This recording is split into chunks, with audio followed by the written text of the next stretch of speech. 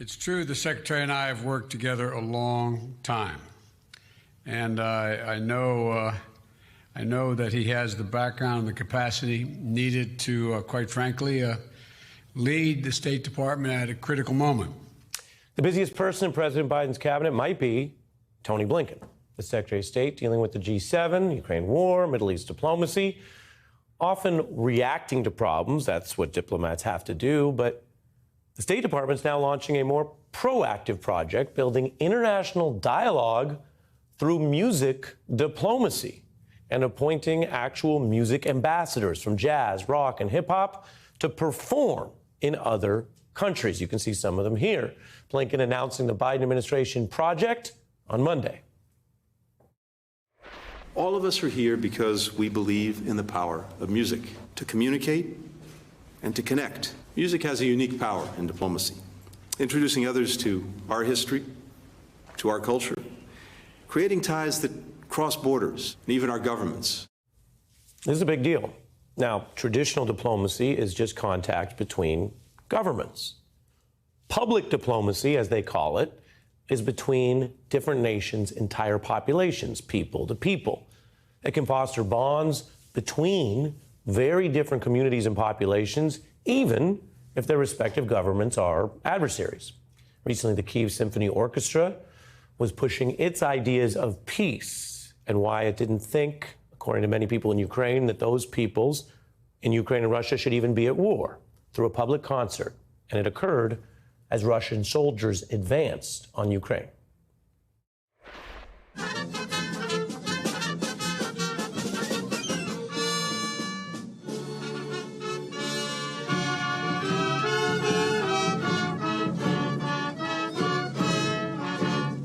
Some of that context is fresh in Secretary Blinken's mind as he makes this new effort. It grows out of something called the Peace Through Music Diplomacy Act, a 2022 law that was backed by Congressmen Schiff, Lee, and Green. And that builds on past U.S. diplomacy programs that tried to share American music abroad. And the history here is actually pretty instructive. In the 1950s, Harlem Congressman Adam Clayton Powell Jr. argued that instead of just doing the traditional thing where they played European classical music, the United States, when it was abroad with various programs, should actually showcase its own creations, like jazz, and that could even bridge some of these tensions during the Cold War. Now check this out. This is pretty interesting. Here he is, that congressman with famed trumpeter Dizzy Gillespie in 1956. We're going to shift the emphasis to jazz and send these artists over where they can reach the masses of the people of Asian Africa. What do you think about that, Dizzy? The weapon that we will use is the cool one. That was then. The U.S. also used Voice of America to try to go past the Iron Curtain, route around governments, and reach populations directly through radio. Well, today, we have communication tools that go way beyond radio. And in this project, you have the Biden administration and his State Department using one of the largest platforms in the world. They partnered with YouTube for that announcement I just showed you from yesterday. YouTube has over 100 million subscribers and reaches literally billions more people around the world and provides free access to music, something that Blinken knows about as a rock and roll fan who actually plays guitar on the job sometimes. He used this appearance in Ukraine to show solidarity by joining in a cover of Rockin' in the Free World, a nod to Neil Young's protest anthem, which tweaked both Soviet and U.S. policy. Now, this musical diplomacy can come directly from independent artists. It's not just politicians. Springsteen made history performing for 300,000 fans in East Berlin in '88. It was seen as a way that an artist, look at all those people, could reach past the Iron Curtain and directly talk to and play music for those citizens over there, if not the Soviet-backed regime. Now, those are many American examples, but you can go abroad and find them too. Bob Marley's music united people across borders. His calls for Pan-Africanism spread an argument against British rule. Freedom fighters in West Africa cited that music for advancing their cause and then invited him to perform his song Zimbabwe at that country's founding after driving out the British. Marley said his work was as much about music as about him being a revolutionary. Yeah, I see myself as a revolutionary who don't have no help and not take no bribe from no one to fight it single-handed with music. With music. Now, maybe it seems like a long way from Marley and Springsteen or Dizzy Gillespie to Biden and Blinken. This week's announcement taps a new crop of artists you see here. They were all together with the secretary on Monday, from Jelly Roll to Herbie Hancock to Chuck D, who spoke alongside the Secretary of State and YouTube music chief Lyor Cohen. Music, of course, has the power to heal and unite us, transcend differences. Throughout my life and career, I've always believed in the power of music to change. This partnership is meant to empower and inspire. Give voice to the voiceless, power to the powerless. Peace, like good music, is not easy to achieve. Let us meet these challenges head on.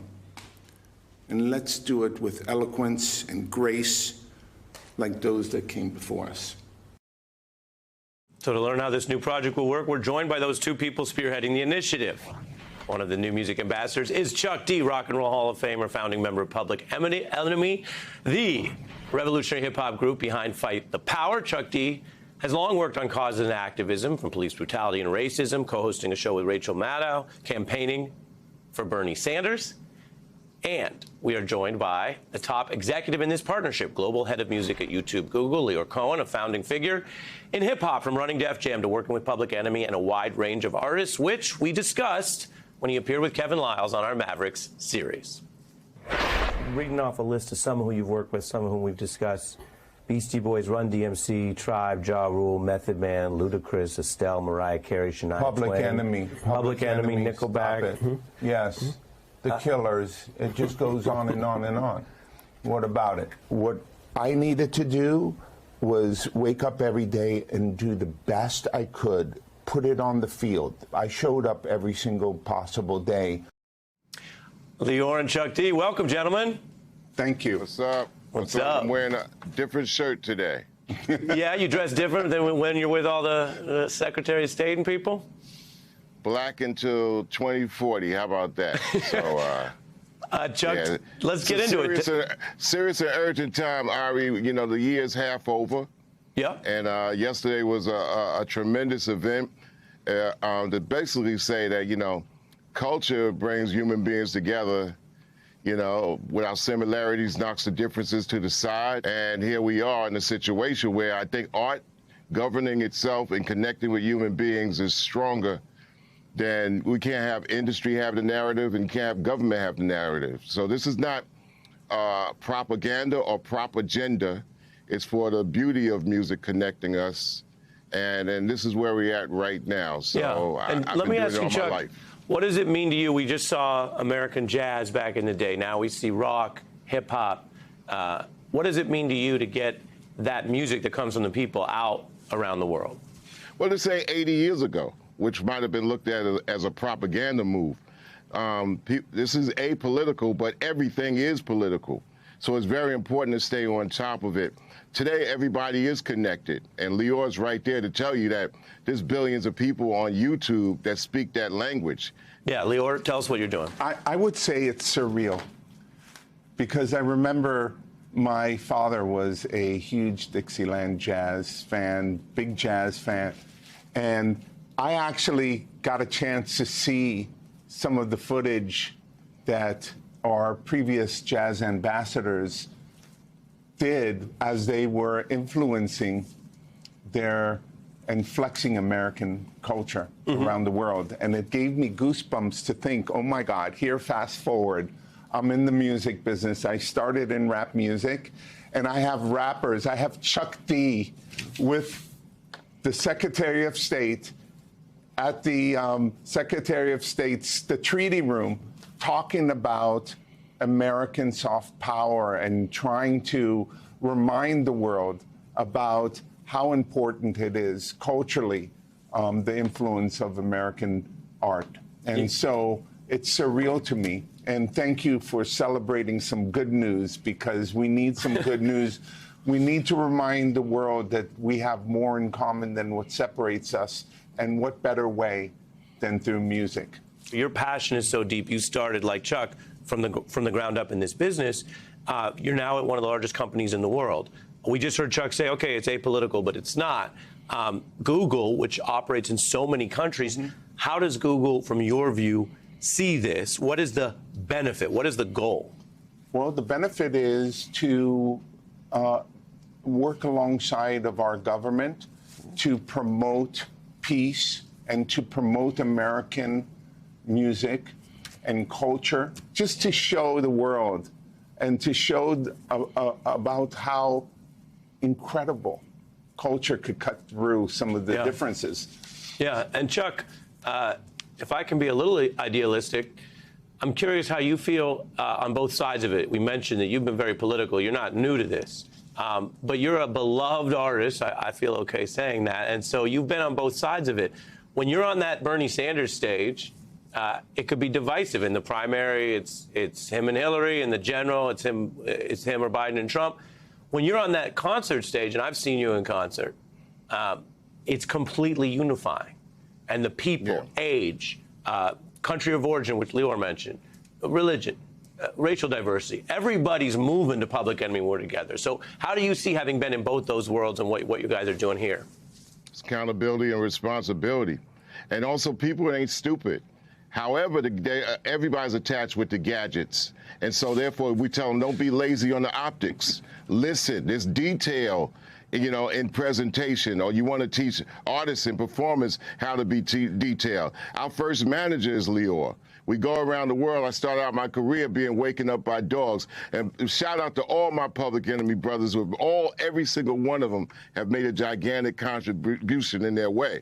Hey there, MSNBC fans. I'm Luke Russert, and be sure to join me, Rachel Maddow, Jen Psaki, Lawrence O'Donnell, Steve Kornacki, Joy Reid, and many more September 7th in Brooklyn, MSNBC Live Democracy 2024. Click on the link for ticket information.